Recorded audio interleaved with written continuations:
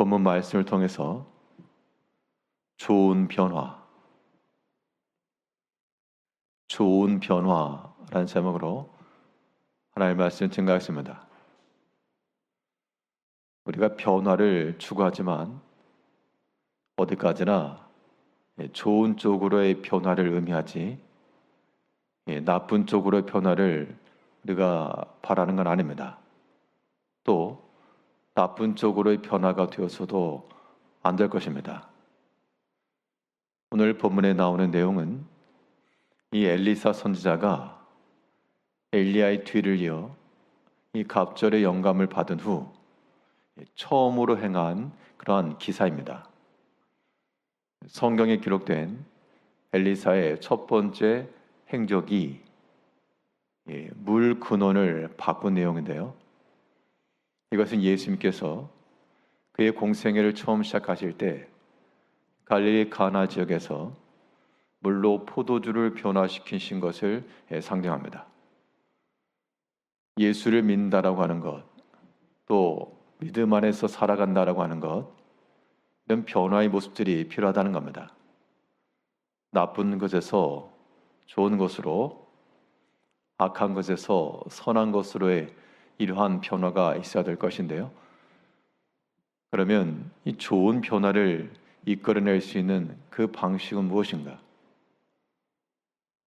우리 삶 가운데 선하고 아름다운 변화를 이뤄내기 위해서 우리가 어떠한 조치들을 취해 나갈 수 있을 것인가?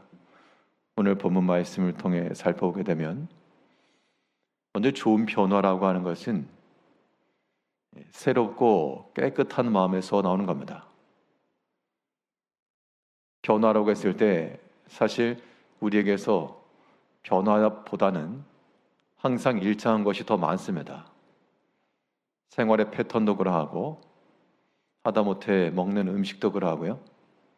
입는 옷도 그러하고 우리의 생활 방식이라고 하는 것이 항상 비슷한 면이지만 그 비슷하고 동일한 일을 행함에 있어서도 우리는 새로운 마음과 또한 그 새로운 마음의 깨끗함과 정결함을 더해 나아갈 때 그때의 그 일상적이고 평범하던 모든 것들은 새롭게 변할 수 있는 겁니다. 오늘 보면 19절에서 그 성읍 사람들이 엘리사에게 말하되 우리 주인께서 보시는 바와 같이 이 성읍의 위치는 좋으나 물이 나쁨으로 토산이 익지 못하고 떨어지나이다. 지금 이 어떤 한 지역에서 물이 좋지 못해 열매가 맺히지 못하는 것을 지금 이야기하고 있습니다. 그때 엘리사가 한 일이 20절에서 엘리사가 이르되 새 그릇에 소금을 담아 내게로 가져오라 하매 곧 가져온지라. 그 소금을 뿌려서 물 근원을 이제 맑게 했다라고 하는 것인데요. 이때 사실 소금 자체가 특별한 효능이 있어서 변화되었다, 그렇게 말할 수는 없을 겁니다. 그래서 하나의 예표적 행위였고 그 엘리사의 행적을 통해 하나님께서 그의 갑절의 영향을 지금 보이신 겁니다. 소금이 특별한 효능이 있었던 것이 아니고 하나님께 영광을 받아 하나님의 능력으로 행하였던 그 엘리사의 일 자체가 변화를 시킨 건데, 그런데 이때 무엇을 가져오라 했는가 하니 새 그릇에 소금을 가져오라 라고 이렇게 얘기했습니다. 결국 그 나쁜 물에 뿌리는 것이 새 그릇에 담아온 정결하게 하는 소금이다라고 하는 것인데요. 우리가 우리 삶에 있어서의 나쁜 행실, 그러면 행실이 겉으로 드러나는 것만 아니고 드러나지 않았을지라도 우리 마음속에 남아있는 것들, 혹은 다른 사람에게 드러나지 않는 것들, 이런 모든 것들이 우리의 나쁜 물과도 같은 것이면 어떻게 고칠 수 있을까?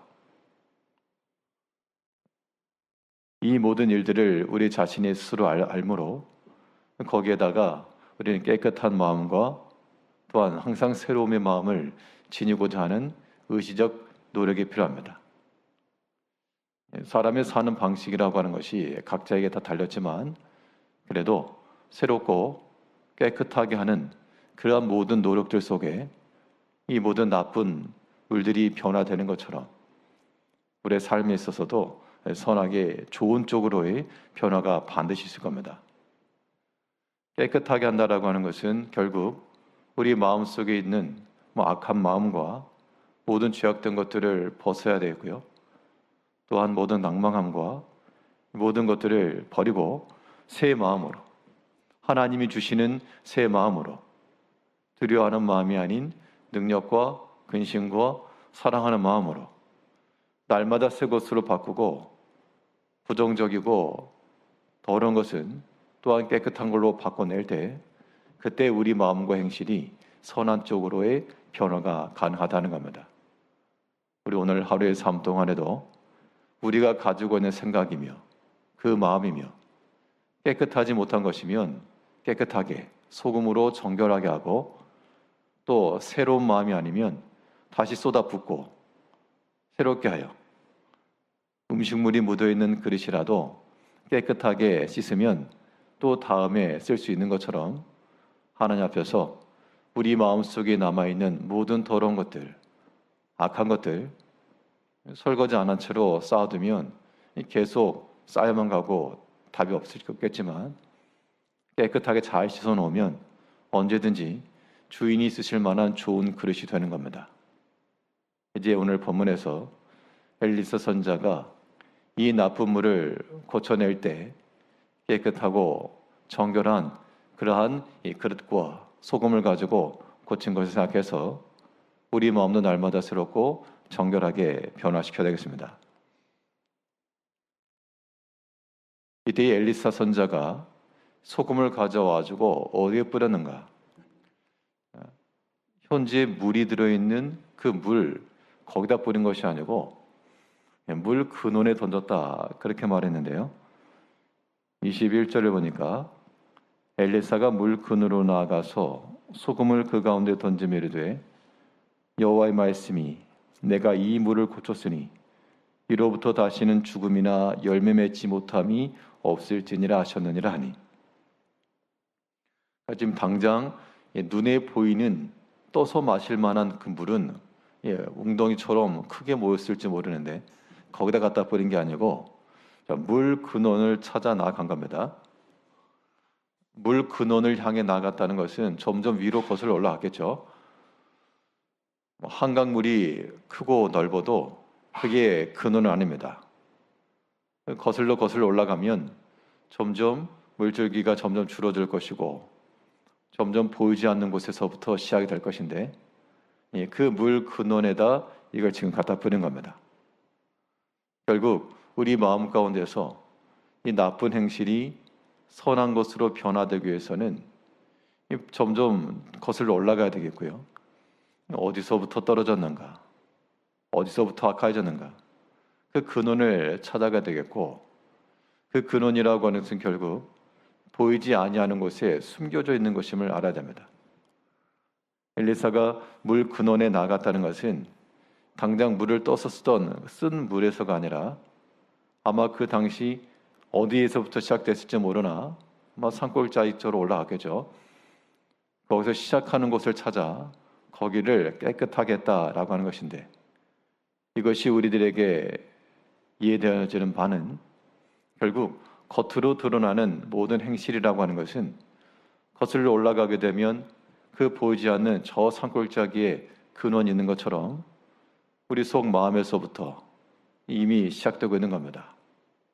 그래서 고쳐야 될 것은 우리 마음속에 있는 그런 악함의 근원들, 이런 마음들을 고치지 않으면 계속해서 나쁜 행실들이 나올 수밖에 없을 겁니다.